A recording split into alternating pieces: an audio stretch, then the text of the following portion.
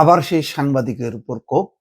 সেটা হচ্ছে গোপালগঞ্জের এক সাংবাদিক সন্ত্রাস বিরোধী আইনে মামলা করে তাকে গ্রেপ্তার করা হয়েছে। এই সাংবাদিকের নাম হচ্ছে মেহেদী হাসান।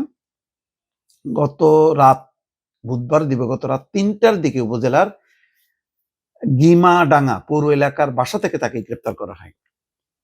বৃহস্পতিবার বিকেলে মেহেদীকে আদালতের মাধ্যমে কারাগারে পাঠানো হয়। বিষয়টি নিশ্চিত করেছেন টুঙ্গিপাড়া থানার ভারপ্রাপ্ত কর্মকর্তা ওসি জাহিদুল ইসলাম জাহাঙ্গীর। সাংবাদিক মেহেদী হাসান দৈনিক কালবেলার টুঙ্গিপাড়া উপজেলা প্রতিনিধি এবং অনলাইন নিউজ পোর্টাল নবধারার সম্পাদক এবং প্রকাশক। এর আগে বাংলাদেশ টেলিভিশনের টুঙ্গিপাড়া উপজেলা প্রতিনিধি হিসেবে কাজ করেছেন তিনি। আচ্ছা, কেন, কি অভিযোগ?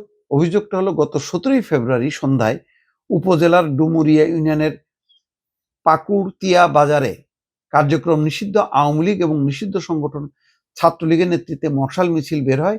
এই সময় নেতাকর্মীরা লাঠিসোঁটা, লোহার রড দিয়ে দোকানপাট ভাঙচুর এবং রাস্তার পাশে থাকা পরিত্যক্ত টায়ারে আগুন ধরিয়ে দেয়।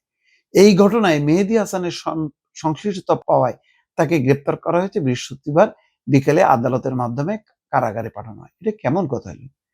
তা আওয়ামী লীগের এবং ছাত্রলীগের নেতাকর্মীরা যদি এই ঘটনা ঘটায়, এর মধ্যে মেহেদী হাসান কিভাবে ঢুকলো? মানে সে কি সাংবাদিকতা বাদ দিয়ে এই কাজটাও করে?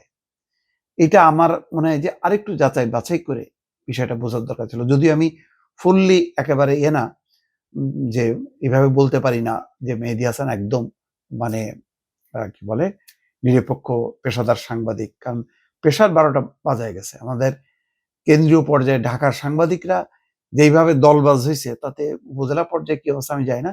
তবে এই ঘটনাটা আরেকটু তদন্ত করে এই ব্যাপারে অগ্রসর হওয়া দরকার ছিল দর্শক।